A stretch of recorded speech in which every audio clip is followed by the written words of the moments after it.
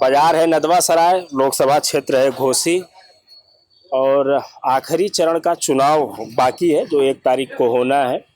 इन्हीं मुद्दों पर लोगों से बात चल रही है और आखिरी चरण का चुनाव है, इसलिए बड़े बड़े नेताओं की जो नज़रें हैं यहाँ पे टिकी हुई हैं। अभी कल या परसों यहाँ पे मोदी जी आए थे, उससे पहले योगी जी भी अपनी सभा करके गए हैं। बाकी सारे नेता जो पक्ष विपक्ष के हैं वो आ रहे हैं जा रहे हैं, लेकिन हम लोग यहाँ जानने की कोशिश करते हैं जो यहाँ के स्थानीय मुद्दे हैं, किन मुद्दों पर वोट किया जाएगा, किसको वोट किया जाएगा, सत्ता परिवर्तन होगा कि नहीं होगा, या मोदी जी तीसरी बार प्रधानमंत्री बनेंगे। शुरुआत यहीं से कर लेता हूँ। क्या नाम है आपका? फैसल खान। क्या लगता है क्या राजनीतिक माहौल है? माहौल तो बहुत अच्छा है। माहौल अच्छा है जी। सरकार बदलेगी कि नहीं? अब सरकार बनाने बिगाड़ने के लिए तो हम लोग नहीं है, लेकिन हम लोग क्षेत्र के लोगों से राय ले रहे हैं। तो यहाँ जो छड़ी का बहुत अच्छा जो है माहौल है, छड़ी का माहौल चल रहा है। जी। और हमारे जो है ओम प्रकाश राजभर जी है, हमारे पंचायती राज मंत्री भी हैं और हम ग्राम प्रधान होने के नाते उनका हम चढ़ बढ़कर समर्थन कर रहे हैं। ओम प्रकाश जी के बारे में बड़ी बातें सुनी जाती है। ओम प्रकाश जी खुले मंचों से कहते हैं कि हमसे बड़ा गुंडा कोई यूपी में नहीं है। नहीं, ये तो सब कहने की बात है और उनका भाषण मैं आपको दिखा दूंगा। ठीक है, लेकिन ऐसा कुछ नहीं है। ये दल बदलने वाला क्या प्रक्रम है उनका? भाई उनकी अपनी पार्टी है, अपना वो सोच है, जहां उनको अच्छा लगता है, जिससे लाभ मिलता है, या लाभ कह लीजिए या लोग जनता के भलाई के लिए जो भी चीज कह लीजिए, तो जहां उनको अच्छा लगता है वहां वो चले जाते हैं। बेहतर है भाई, हमारे पंचायती राज मंत्री हैं, हम लोग जो है बढ़ चढ़कर हिस्सा ले लेंगे जी। चलिए, आपका क्या नाम? मुकीमुद्दीन अहमद खान। क्या मुद्दे होंगे, क्षेत्रीय मुद्दे क्या होंगे?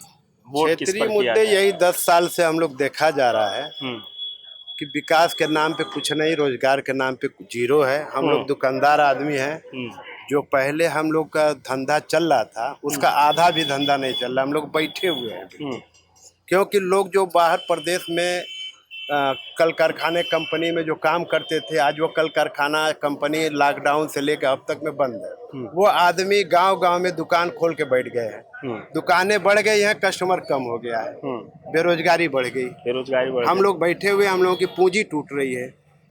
हम लोग सोच रहे हैं कि सत्ता परिवर्तन हर हाल में होना चाहिए।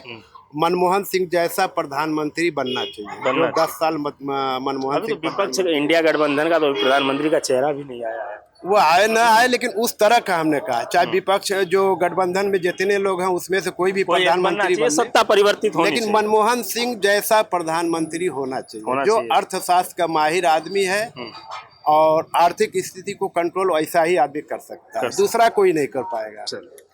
आपका क्या नाम है? साकिब खान। क्या लगता है यहाँ के क्षेत्रीय मुद्दे अभी सहमत हैं आप इन लोगों की बातों से?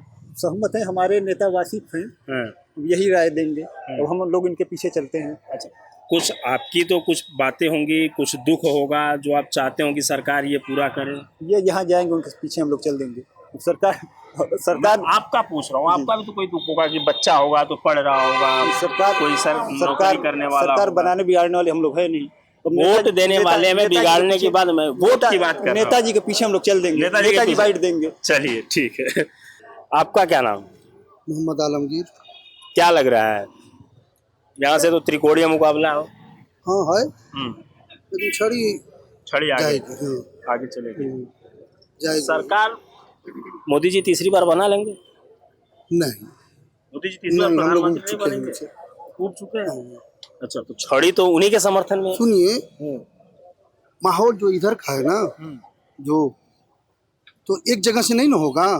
अगर है यहाँ से छड़ी जीत रही है तो यहीं से नहीं ना सरकार बन जाएगी। नहीं, पर एक जगह से तो एक लोकसभा तो और जो भी है आगे, अभी वो बताया है ना कि छड़ी आगे चल रही है, तो यहाँ से नहीं ना होगा। तो गाजी वजीपुर में सब वहाँ पे तो माहौल अच्छा है, परिवर्तन चाहते हैं। हाँ, हम लोग परिवर्तन चाहते हैं, हम सपा के साथ में भैया। हाँ, चलिए, खैर वो अपना मतदान गुप्त अधिकार है, वो अपना अपना अधिकार है। एक भैया भी आ गए। क्या नाम है आपका? आर्यन सिंह। क्या लग रहा है बीजेपी आएगी? बीजेपी आएगी 100%।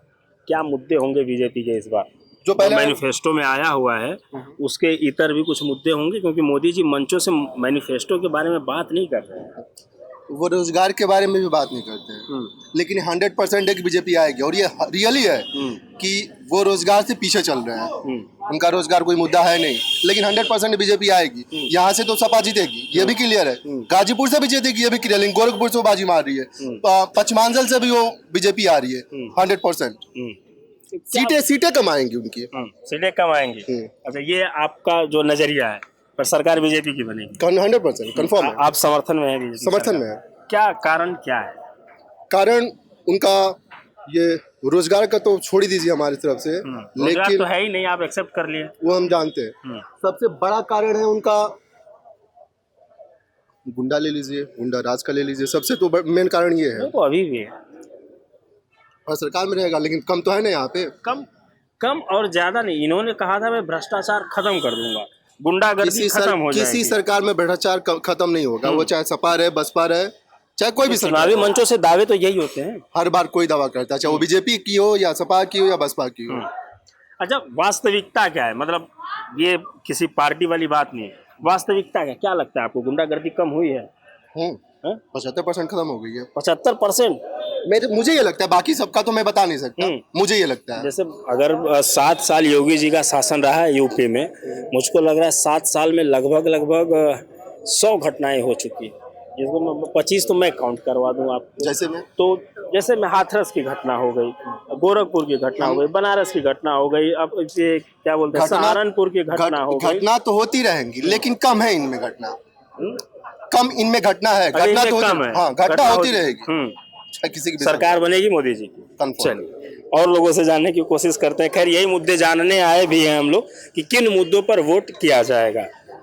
आप अभी कहाँ हैं? उनके नेता हैं आप? उनके आप हैं नेता या लोग ऐसे नाम कह रहे हैं? नहीं, नेता हैं। आप नेता हैं?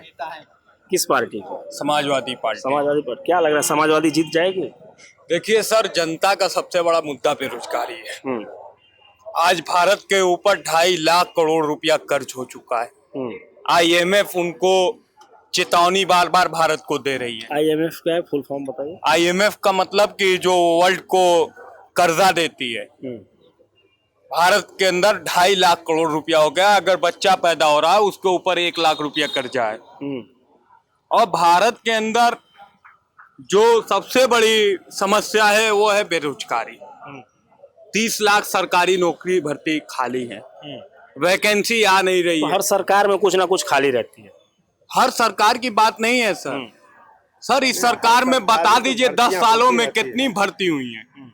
अभी 2016 के बाद सर पेपर लीक हुआ, 60,200 भर्तियां आई, जिसमें 60 लाख नौजवानों ने वो किया। इसी से आप अंदाजा लगा लीजिए। आप मीडिया वाले, आप निष्पक्ष पत्रकारिता करते हैं। बिल्कुल, मैं वही कर रहा हूँ। आप करते हैं। बता दीजिए बेरोजगारी इस देश के अंदर कितनी है, महंगाई कितनी है, और इस देश के अंदर सबसे बड़ा अगर हम ग्रामीण अंचल से देखें तो कारोबार बैठा हुआ। मैं नेता भी हूं और एक दुकानदार भी हूं। मैं अपनी बात बता दूं, मार्केट के अंदर एक CR फेफरता, उसी तरीके से हालात हो चुके हैं। आवाम के पास पैसा नहीं है। दिन भर ये नेतागिरी करते हैं तो कहां से कस्टमर जाएंगे? अब बताइए, कह रहे हैं आवाम नेतागिरी करते हैं तो आपके दुकान पे आवाम के पास पैसा नहीं है। और आपको एक चीज बता दूं, वो क्या कह रहे हैं उनका जवाब वो प्रधान जी क्या कह रहे हैं क्या नहीं कह रहे हैं। प्रधान जी बाजार के अंदर नहीं है, एक भाई दुकान पे है तो एक भाई राजनीति में भी है, ऐसा है, देखते रहते हैं। और आपको एक चीज ये भी बता दूं, इंडिया अलायंस की सरकार बनने जा रही है। खटाखट 8,500 रुपया महिलाओं के खाते में आएगा और नौजवानों को अच्छी शिक्षा मिलेगी। 1 जुलाई से आपके खाते में आपके महिलाओं के खटाखट 8,500 रुपया आएगा। बताइए, जिससे आप दूध का पैसा दे देंगे, आप स्कूल की फीस दे देंगे, आप जिससे सब्जी वब्जी खरीद के छोटी मोटी परिवार। तो आप राजनेता वाली भाषा बोल रहे हैं, खटाखट। रोजगार का मुद्दा क्या है इंडिया अलायंस का? रोजगार कैसे देंगे? सरकार बनती पहली कैबिनेट में 30 लाख नौजवानों को सरकारी भर्ती में 30 लाख नौजवानों को रोजगार दिया जाएगा, पक्की नौकरी मिलेगी। पक्की नौकरी। चलिए, अभी आप कह रहे थे कि कितने करोड़ का कर्जा हो चुका है भारत पे? 2.5 लाख करोड़ रुपया। 30 लाख लोगों को नौकरी देंगे तो सैलरी कहाँ से देंगे? सैलरी भारत के अंदर क्या आपको टैक्स नहीं मिलता? तो टैक्स तो आज भी मिलता है, तो आज वो अरे तो ये बताइए 16 लाख करोड़ रुपया मित्रों का माफ हुआ है कर्जा। 16 लाख करोड़ रुपया हुआ है मित्रों का कर्जा माफ। इस देश को 4 गुजराती चलाएंगे। BSNL बिक गया, रेलवे जो फायदा में रह रही थी वो बिक गया, एयरलाइंस बिक गई और IT सेक्टर बिक गई, जिससे हिंदुस्तान के अंदर रोजगार पैदा होता था। उनको लाल किला भी हमारे देश के जो प्रधानमंत्री जी 26 जनवरी और 15 अगस्त को जिस लाल किले से झंडा फहराते हैं, और लाल किला भी 26 करोड़ में गिरवी रख दिया गया और उसको भी बेच दिया गया। देखिए ये धरोहर है, और देश के साथ मैं 10 सालों के अंदर देख रहा हूं कि इस देश के अंदर सबसे ज्यादा आज नफरत की राजनीति हो रही है। मैं कहता हूं, मेरे नदवा सराय में पूछ लो, मैं नदवा सराय के लोगों से कहता हूं, नदवा सराय के आवाम से कहता हूं, नदवा सराय से हम मोहब्बत की दुकान खोलने जा रहे हैं। एक हिंदू और एक मुस्लिम भाई आपस में भाई बहुत हमारे पीछे लोग खड़े हैं। ये मोनू गुप्ता जी, इनसे पूछ लीजिए, इनको गले से गले लगाता हूँ। क्यों? तो भाईचारा होना चाहिए। भाईचारा है, राजनीति की बात नहीं, मेरी व्यक्तिगत लगाव है। मैं भाईचारा की बात करता हूँ। चुनाव लड़ेंगे कि नहीं? देखिए, जनता ने आशीर्वाद दिया तो बिल्कुल चुनाव लड़ेंगे ना, लड़ना चाहिए। आप भाषण जोरदार देते हैं। चलिए, और फिर मुलाकात होगी आपसे, थोड़ा और लोगों से बात कर लूं। क्या नाम है आपका? राम से जन चौरसिया। ये दुकान चलती है? जी जी जी। क्या लग रहा है राजनीतिक माहौल? राजनीतिक माहौल सबका ठीक है। अब 4 तारीख को ही मालूम पड़ेगा कि कौन जीत रहा है, कौन हार रहा है। मुद्दे क्या है, किन मुद्दों पर वोट किया जाएगा? क्या है, हमको क्या चाहिए? सड़क, बिजली, सुरक्षा, यही सब चाहिए, और क्या चाहिए। क्या लगता है 10 साल से मोदी जी की सरकार है, तो कुछ बदलाव चाहिए देश में, या फिर से मोदी जी? जनता जैसा तय करेगी। तो आप क्या चाहते हैं? जनता तो जो चाहेगी वो तो मैं पूछ लूंगा जनता से, आप क्या चाहते हैं? क्या, अरे भाई समय आएगा तो देखा जाएगा। चलिए, मतलब जो बुनियादी जरूरतें हैं उनके आधार पर जो अच्छा, हाँ, वोट करेंगे।